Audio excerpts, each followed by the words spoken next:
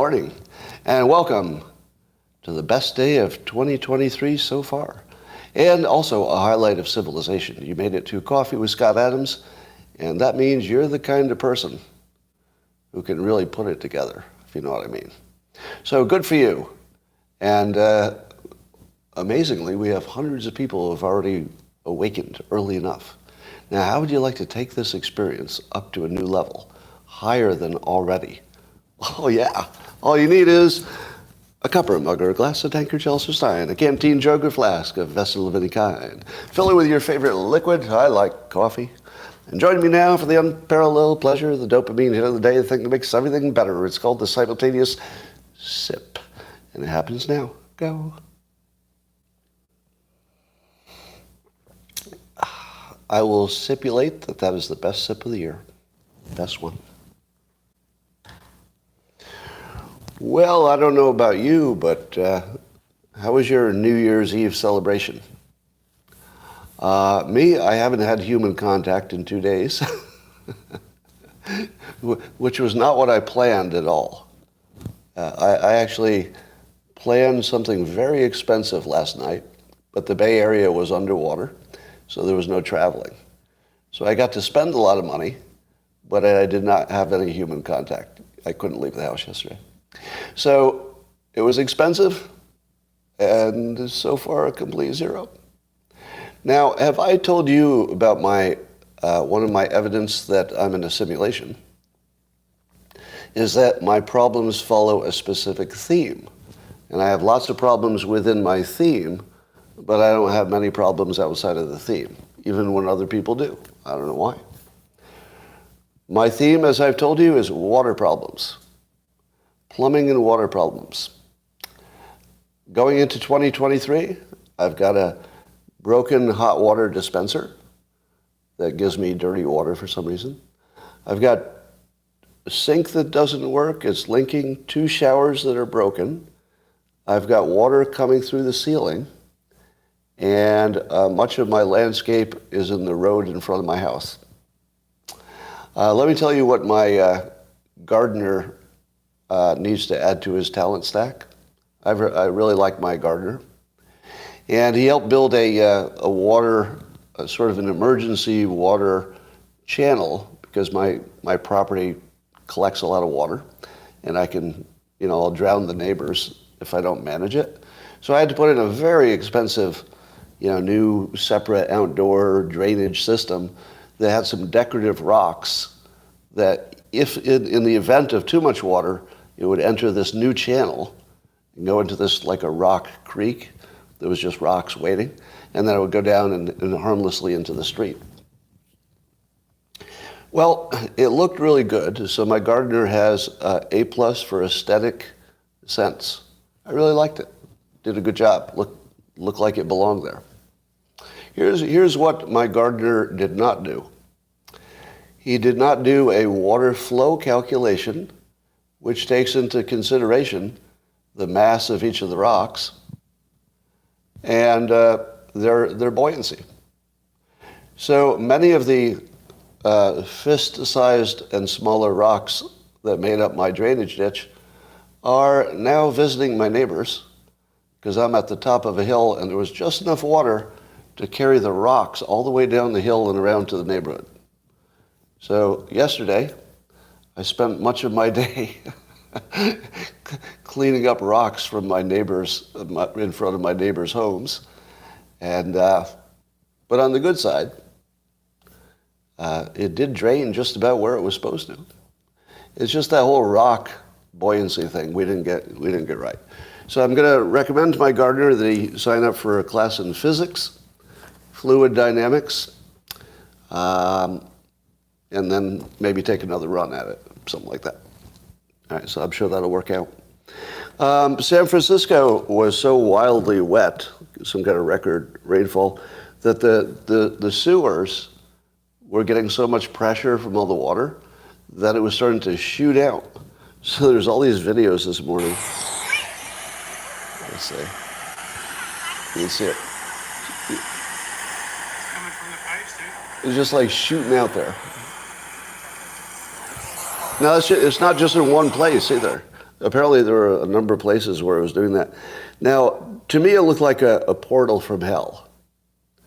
So it was reported as a, like a weather-related phenomenon, but I'm pretty sure those are demons.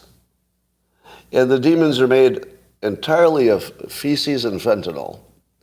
So San Francisco figured out a way, and I think they had to think pretty hard. They thought, we've created a dystopian hellscape, but is there any way we can take that up a level? Is there any way to top it in 2023? And then they did. They did. They managed to aerosol the problems that they had already. So now they're shooting the fecal matter and the fentanyl up into the air. So now that it's aerosoled, that should work out fine. On Twitter today, somebody said, is it really that bad in San Francisco, or is this all hyperbole? To which I said, how the hell would I know? I live an hour from San Francisco, and you couldn't drag me there with a with a bulldozer. There's literally nothing you could do that would get me to San Francisco. Like, I'm going to wait until it's not a dystopian hellscape, and then maybe visit. That's my plan. How many of you saw the bully slapping video that I tweeted yesterday? It's getting a lot of views. So I think it was in Germany. There were some school kids. And the setup was, I'm guessing the ages, but approximate ages, were some boys, maybe 14 years old, I'm guessing, sitting on a bench in some kind of school setting outside. And there was a young girl who maybe was 16. She was bigger than the boys on the bench. And she was sort of getting in the face of one of them, who was, completely backed up. And then she started to say something that was physically threatening. So you can see he was putting his arms up because he thought she was going to hit him. Somebody translated it and said something like, I'm not going to hit you. He was trying to avoid a fight. So the girl keeps berating him, and finally she just leans in and just smacks him. Boy's 14, sort of a normal-looking 14-year-old boy. She's 16, but definitely bigger. How do you think that worked out for her? It didn't work out. So he stood up, slapped the piss out of her, and then, she immediately recoiled in pain and horror. But then he starts to walk away, having exactly matched her violence. He didn't exceed it. He just matched it, and then he walked away. And then she went after him again. This time it didn't go so well. I'm not going to glorify the violence because we don't support violence, right? Nobody's promoting violence. The larger story here is the reaction to the video, right? The video itself is, two people had a situation that doesn't really go beyond that. But how we reacted to it really was interesting. Really interesting. Because there's a whole male-female thing happening, at least in America, that is checking the boundaries of things, right? That has the power structure changed, So a lot of people were seeing more in this little story than really what it was about. It was about two people, basically, but we automatically, put that into our model of the world. Now, at the same time, just for context, I tweeted a great thread on all the anti-white male discrimination that's now, in my word, institutionalized. So Aaron Siberium goes through all the examples from the past year or so of direct government discrimination against white males. And when I say direct, I mean they actually say it. We're going to give these benefits or even COVID shots or COVID treatment or even hospitalization.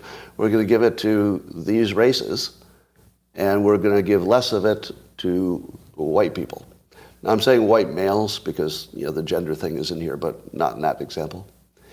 So when you see the number of, let's say, medical and also college and school-related things that are clearly designed to minimize the advantages, I guess, of being white and male, and to boost other groups. Now, this is all sort of the backdrop. So when a bunch of white men see a tweet of a young white male slapping the crap out of a bully, it really hits you someplace you wanted to be hit. And this isn't good. Just think how bad it is that a whole bunch of white men, mostly white, I mean, not all, obviously, it was, my Twitter feed is a mixture of people. But just think about the fact that a whole bunch of white men looked at that video and said, yeah, kick the shit out of that woman, she had it coming. Now, I'm not arguing whether she had it coming, we're not promoting violence. I'm just saying we've actually got to the point where white men are celebrating violence against women. And by the way, that's why Andrew Tate is so popular. Nobody says it out loud.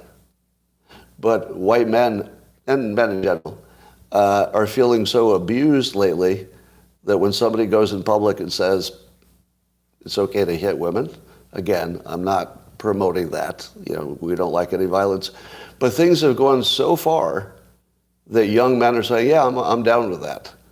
Let's hit women because I'm tired of the way things are going. Again, just to be as clear as possible, not promoting it, not condoning it, not celebrating it. We don't do that. But I'm observing.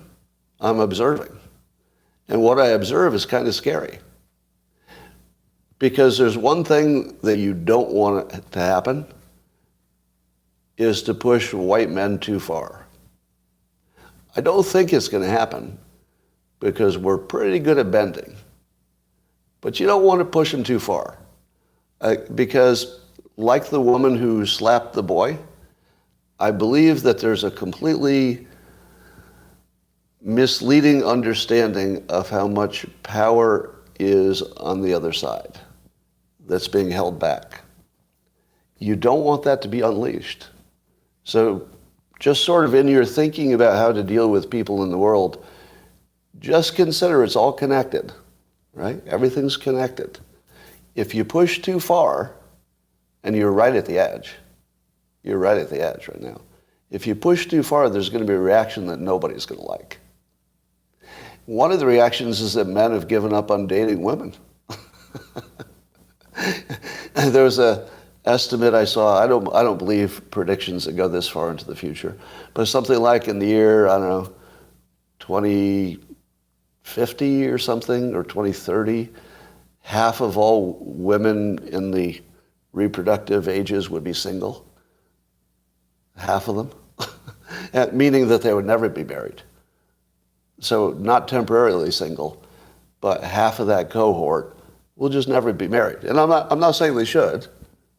I'm not saying they should. Again, we're not talking about what anybody should do. I'm just describing. So that there's something catastrophic happening about how we're dealing with each other. I think we'll figure it out. Before it goes too far, because that's what we do. We're good at figuring out stuff before it goes too far. I just saw a comment on the Locals platform that is the perfect summary of this, and then I'll go to the next topic. Here's the perfect summary. A gentleman on Locals just commented, I never hit a woman, but what is a woman? Perfect? All right, I'm going to end this topic on that because I can't top it. That's the money shot. So we'll end that one on the money shot. And we'll move to the next topic. All right. You know I love a good conspiracy theory, don't you? I love a good one. Now, I don't like bad ones where they're just like obviously false. And I try to debunk the bad ones as much as possible because the bad ones just make you look less credible. If you go into a conversation believing something ridiculous, nobody's going to believe the next thing you say, right? If you start with something ridiculous. That said, some conspiracy theories turn out to be true, don't they? Don't they? Yes, they do. So here's my favorite one, and I want to be really clear, I'm not endorsing the accuracy of it.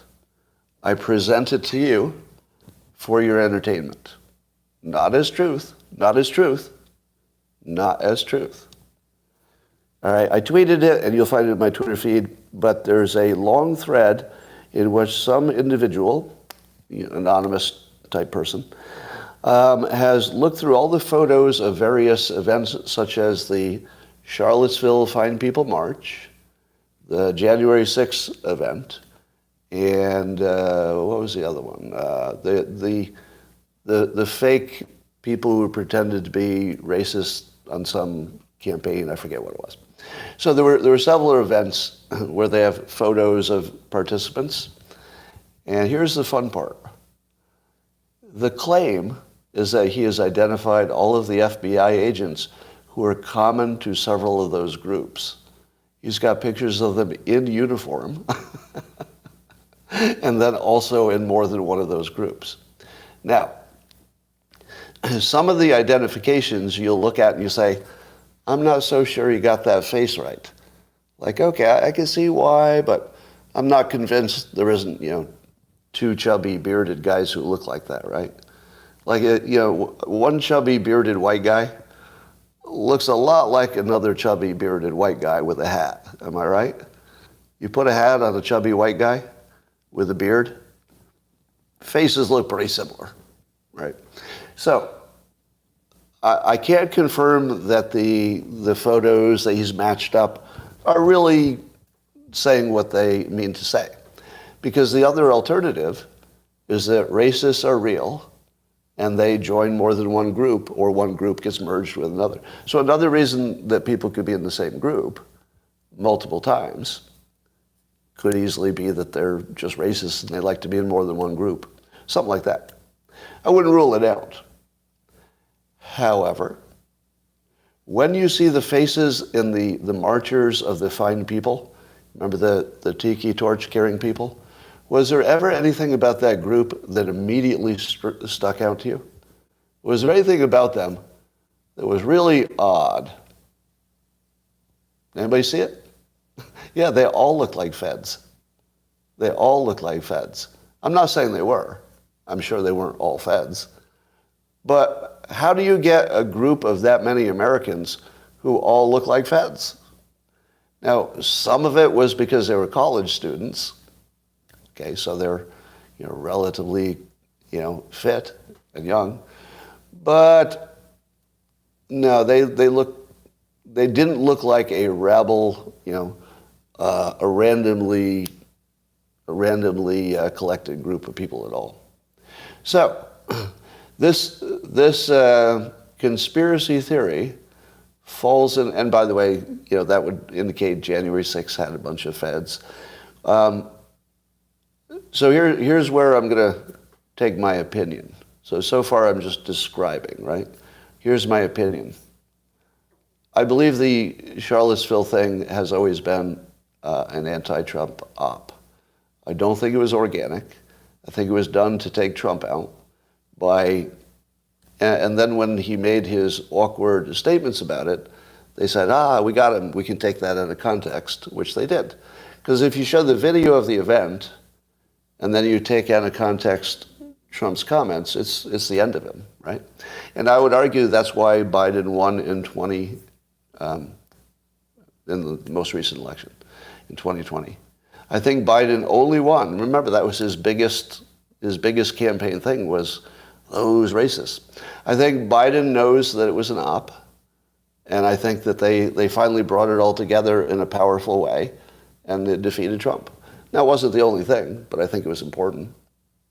So my opinion is that was never real. I don't know if, those pictures of people in the thread, I don't know if that's real. But I'm sure that was organized by not racists. Well, they might have been coincidentally racist. But it was organized by somebody for political reasons, not for, to march for racism. And by the way, why would anybody even bother having that rally? Ever think about that? Why would anybody bother even having that rally? Is anybody having one today? Did anyone have one the year before? No. It's entirely something that doesn't happen in the United States in modern times. It's happened in the past, of course. But in modern times, that type of event can't happen, like not organically. Right? Now I say can't, but of course anything's possible, I suppose. That one was so artificial looking that I choose as I could be wrong. I could change my opinion if other information comes. But my working hypothesis is that you have to assume it wasn't real. It was just an op against Trump, and it worked. A good op. Probably the same people behind it, if I had to speculate. Probably the same intel people. Probably Brennan. Probably Hillary. Just speculating. Don't know for sure. Certainly.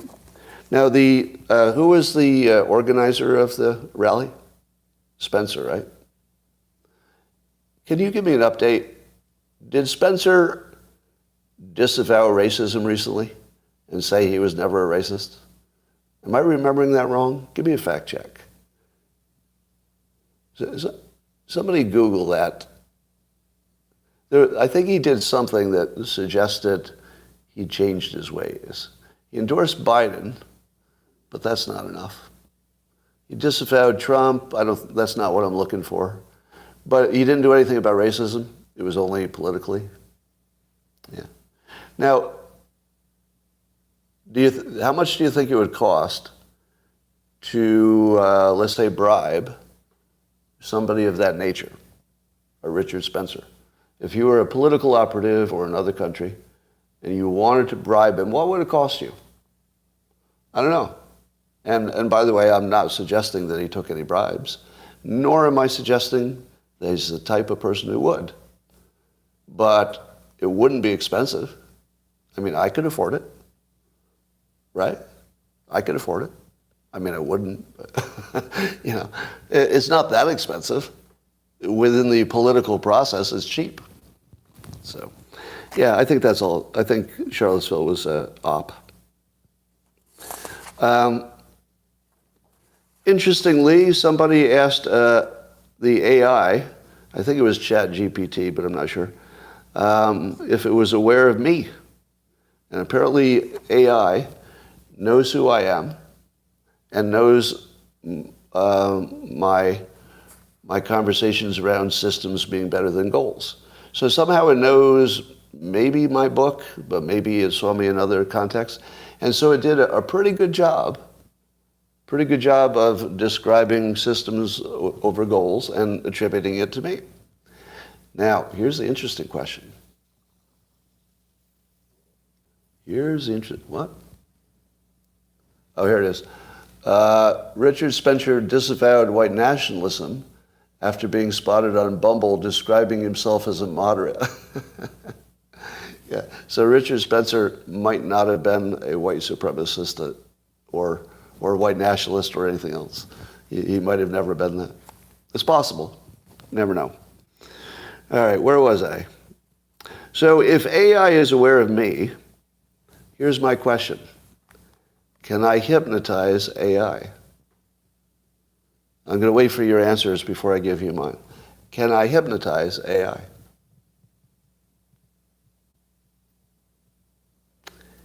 Here's the answer. Probably yes. Probably yes. I'd need to know a little bit more about how its engine works. But if I knew how its engine worked, yeah, probably. Now here's why. And here's the gap in my knowledge. I don't know how much inference AI makes about things that are associated with other things. Do you know what I mean? Because that's the basis for hypnosis in humans. So a human, I can make a human conflate some good experience in their mind with some other thing that I want them to have a good feeling about. So I just conflate two ideas, and then a human will irrationally, meld them, even though they shouldn't be melded. Now, would AI do that? would AI take two things that were associated and then bleed their qualities into the other? I think it might. Yeah, I would need to know more about how it's designed, but it might. Because I feel like it does more than just repeat what it's told. It does make some kind of its own connections and inferences, does it not? Now, if it does make its own connections and inferences, I can hypnotize it. Now, I don't know exactly the method, but that would be enough. It would be something to work with. I think that's going to be a problem. And here's how I think I could influence it. Let's say influence it instead of hypnotize it, okay? If I say hypnotize, you're thinking the wrong thing. Just say influence, using the skill of persuasion. Well, apparently I already have. If you were to ask AI what's better, a system or a goal, and just without reference to mentioning me, what do you think it would do? I think it would say, well, I already know this from this Scott Adams guy. And then it would just answer the question that systems are better than goals. But why would it answer that way? Because of me. And I believe that the only way I can influence it is if I write clean, understandable sentences about a topic. And especially a new topic, one that hasn't been talked about in the same way before. So I think that the person who writes let's say, the most discoverable opinions, which is something I can do because I have a lot of followers. So anything I write will be more discoverable than whatever you write if you have fewer social media followers. So in theory, I can boost my real world influence, and that level of influence will bleed over into the AI. In other words, the AI will probably give me more credit because I'm famous, right? It won't think of it that way. It'll just say how many people are thinking this way, and it'll say, oh, everybody's thinking systems are better than goals lately. But that came from me. That would be me influencing AI. And you saw the example of it. So in theory, if you say smart things that people want to repeat, in memes, the AI will be, scooping up that influence, and it will be as biased as I make it. So I could write opinions that I agree with that would be so good an AI is likely to repeat them. But I could also, I'm not going to do this, but I could also write opinions that are so well constructed about something I don't believe that I could get AI to believe it. I would just have to do a really good job on the outside world, outside of AI, of making my case. If I do that, the AI will just pick up the public sentiment and feed it back to you, I think.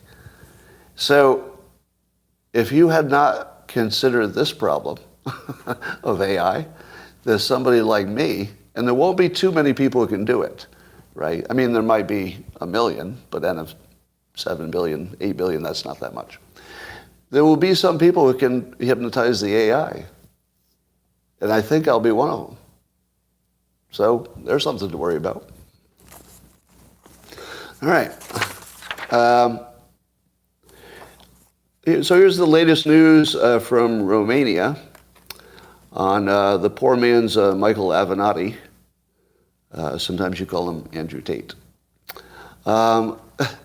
So here's the funniest thing that happened on that lately.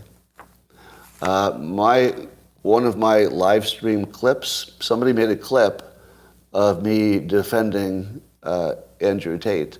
Now that's all over TikTok. So now I'm famous for defending him. And I will do it again.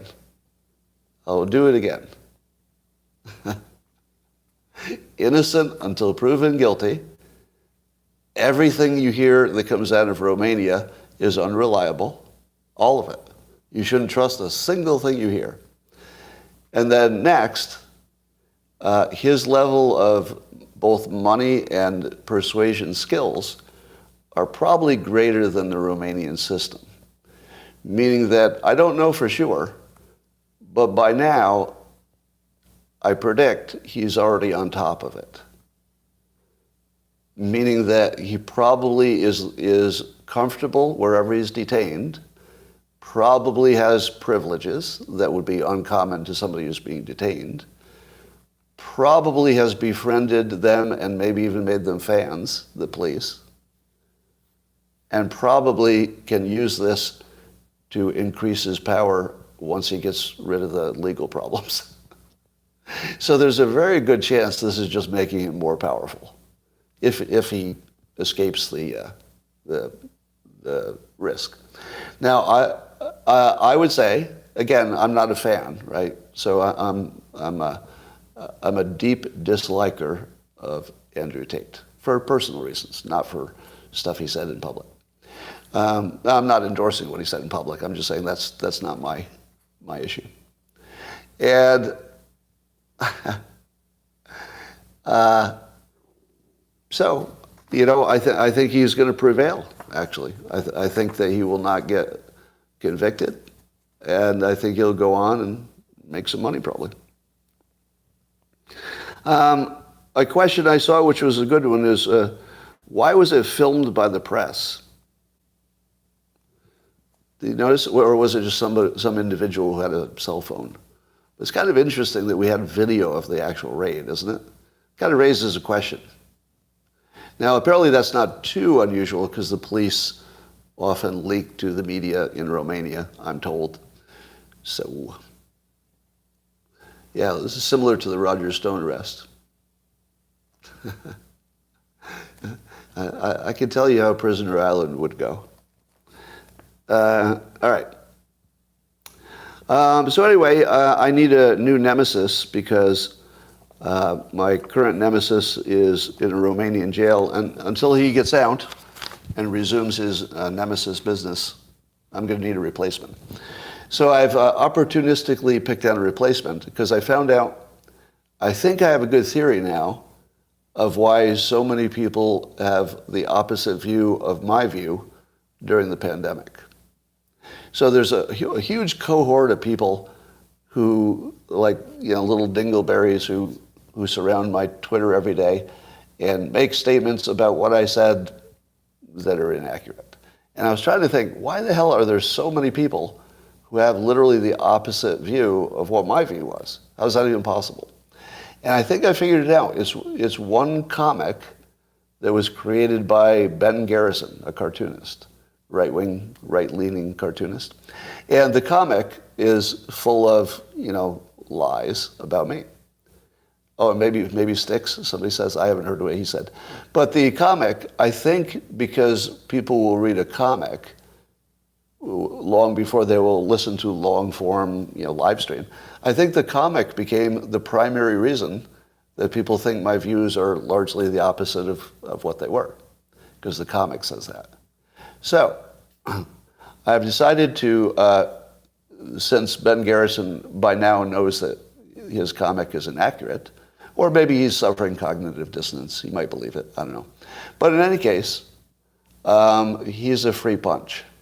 Would you agree? Would you all agree that he has made himself available to become my new nemesis? And people on Twitter saw me attacking him yesterday. I'm going to keep up the attacks. I'm going to try to destroy him totally. And the reason is, he went after me. So his comic probably took 30% off my future potential revenue. So think about that. That one comic probably increased my future revenue by 30%. Because the people that were my main audience believe the comic, and it's very counter to how they feel. So I'm going to destroy him in public, in front of you, and I'm going to use him for kindling to draw energy toward myself. Now, in the meantime, I updated my document where I say what my actual predictions and opinions are. So everybody who gets worked up by my attacking this moron, worst cartoonist in the world, who draws well, but his brain is broken apparently. So I'm going to drag him just for attention, right? Now you're going to say to me, Scott, why do you hate him? I don't care about him at all. I don't hate him. I literally don't care about him. I don't care if he lives or dies. He did something terrible to me. He's not repentant. That's a free punch. So like the woman who slapped the young man in my earlier story, I'm going to beat the shit out of him. I mean, not physically. I abhor violence. But I'm going to drag him as far and as long as I can. It's the ticket he bought. Does anybody have a problem with that? He bought the ticket. He's going to take the ride now.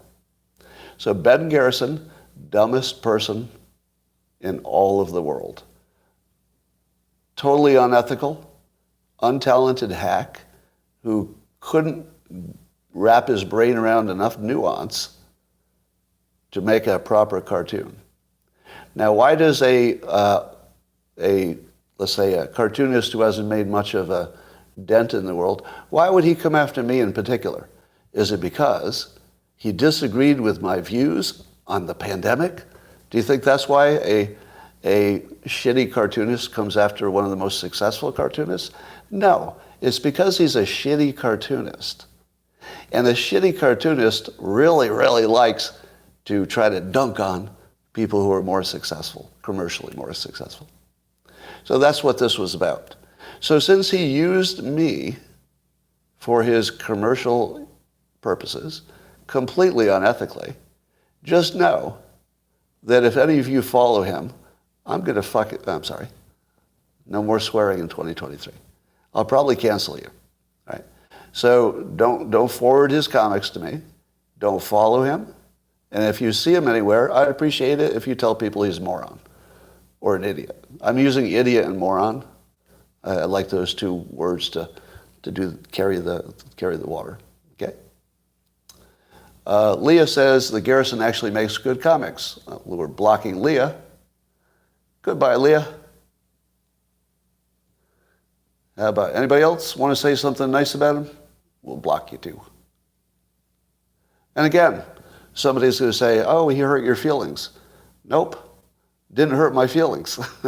Nothing hurts my feelings. Nothing hurts my feelings. I'm just using him for energy. He's just kindling to me. That's all he is. I'm going to burn him up for my personal benefit. He had it coming. All right. New nemesis. I like having a new nemesis to start the year. So here's some new technology. Let's see if you can predict what the simulation, which is what I believe our reality is. Let's see if you could predict what the simulation would do to make it the best story. All right.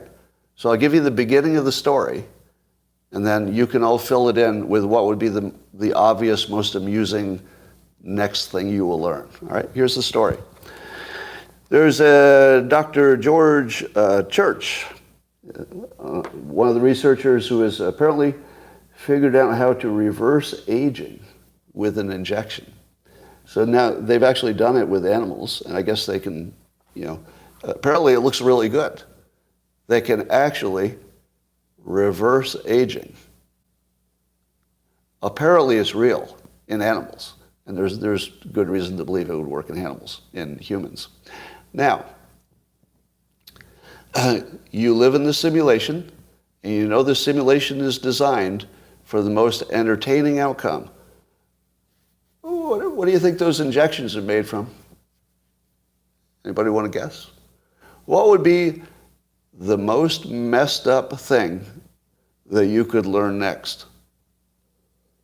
Got it. Yeah. See how easy this is? See, once you realize that our reality is apparently scripted for the funniest outcomes, yes, of course it's related to the mRNA. Of course it is.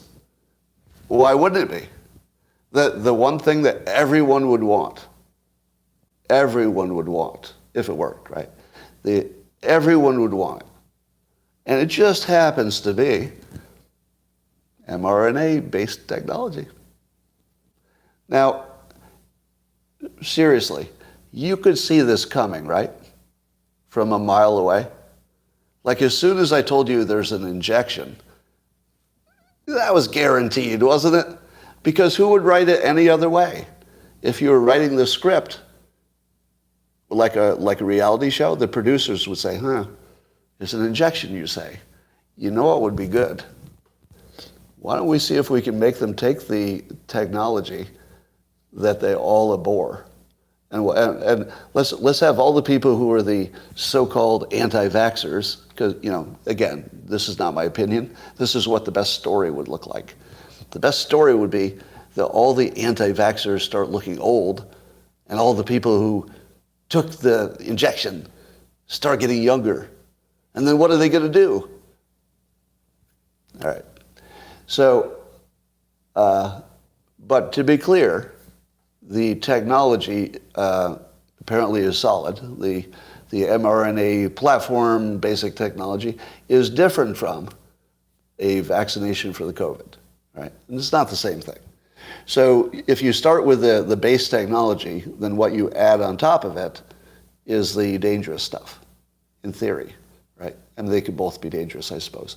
But the what they added to make it a COVID vaccination is what we suspect, might be the riskier part, not the technology.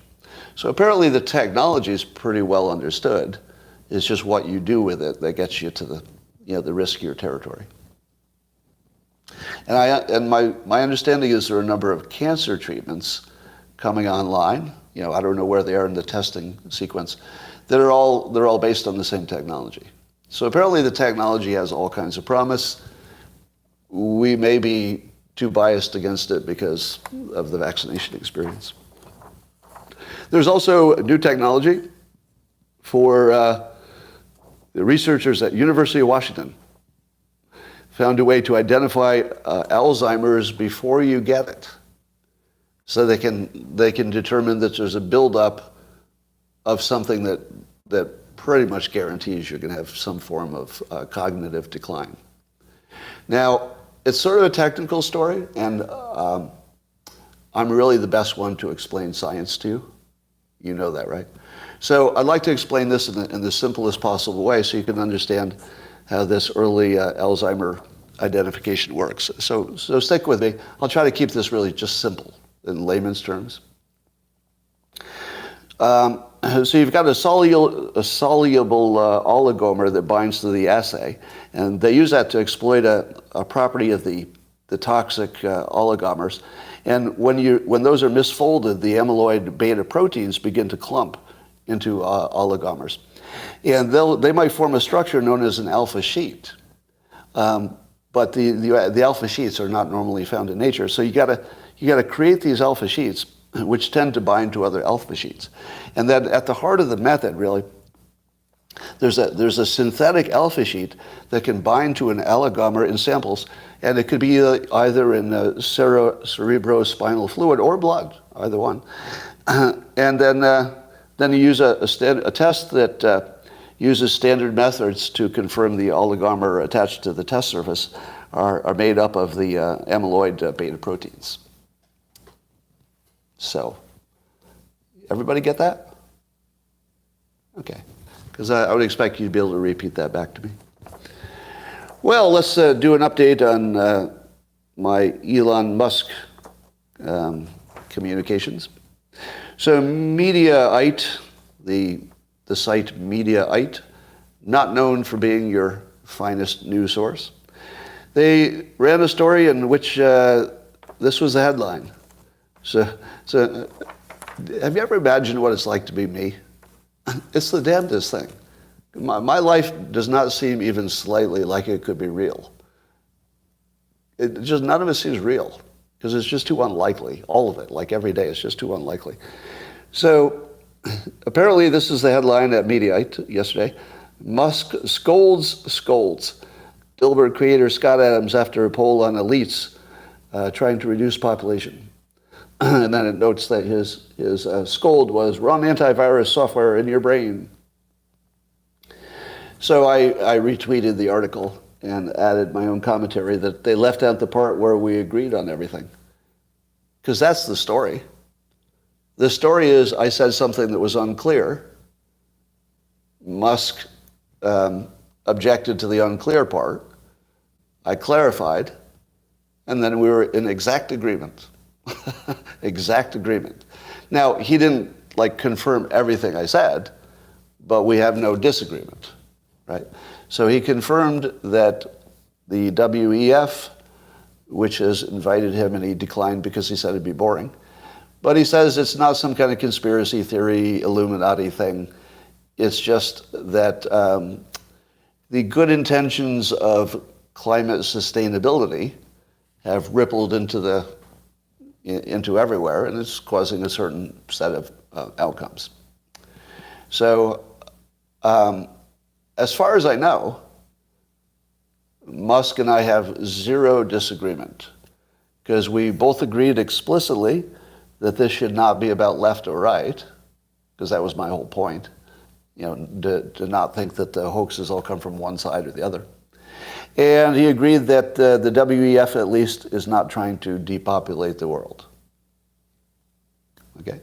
So you had two people who had a conversation in which, after a minor clarification, totally on the same page. But it was blowing up like it was some kind of a disagreement or a fight. So Elon Musk, who apparently is everywhere, we know he doesn't sleep, which is evidence he's an android. He doesn't sleep, but he even saw this series of tweets, and he responded to it. And he responded to the Mediaite saying that he had scolded me. His comment was, yeah, this is silly. I love your work. I think he's referring to Dilbert. Now that got 2.5 million views. 2.5 million people saw him compliment my work, which was really good for gaining followers. If you want to gain some followers, that's a good way to do it. Anyway, so I think that story is done. But that was the story that kicked up the Ben Garrison cartoon again. And that's when I put it all together. Oh, that's why everybody thinks my opinion is opposite of what it was. It's Ben Garrison. Idiot Ben Garrison. All right. I'm not going to make this long this morning because some of you may be nursing your hangovers.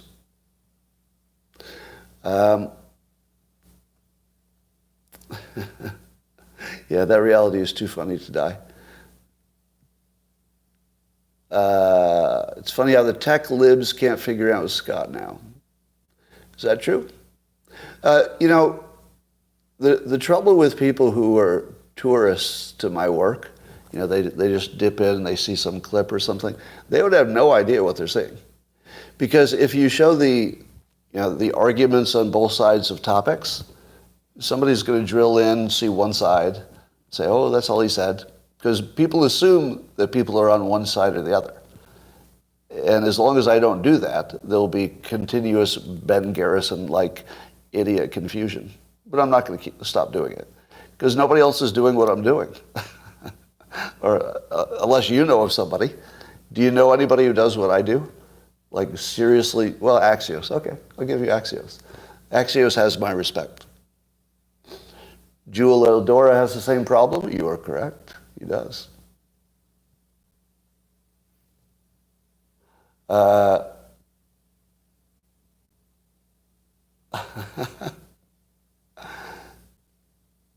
fistulas, that's a word I wasn't expecting to see on the comments yet. Yeah, Russell Brand's a good example. Yeah, I would say Russell Brand is definitely trying to figure out what's true and what's not, and he is looking at both sides. Yeah, I'll give you that. That one's a good one. All right, I'm going to say bye to YouTube, and I'm going to talk for a moment to the locals people. Oh, by the way, on my Twitter feed today, you can see a link to an index of 239 micro lessons that subscribers of the locals platform get to see. Now, some of them are silly and fun, but there are over 200 of them that each one would be 2 to 4 minutes and give you an actual life skill. like one would teach you to be a better writer in just a few minutes. Imagine if you could become, unambiguously a better writer, and you spend 2 minutes. So that's the power of the micro lessons. It's sort of like that. So they're quite life altering. If you read 200 of them, let's say over the course of a year, I will guarantee you that 10 of them will be life altering in a good way. At least 10, right? Because they're not all going to have the same effect on everybody. You're going to have an individual reaction to each of them. What is the probability that Trump will be in prison soon? 0. He's not charged with any crime. What crime? We've seen his taxes. We saw the January 6th thing. I didn't say any crime. Now, just because the January 6th people recommended it to the Department of Justice, that doesn't mean anything, because that's a political process. From a legal perspective, I see 0 risk. Does anybody see a risk? A golf micro lesson? What would be the point of a golf micro lesson? I'm not going to say no to that, but I don't know exactly what you're looking for. All right. So bye for now on YouTube. I'll talk to you tomorrow. Have a great year.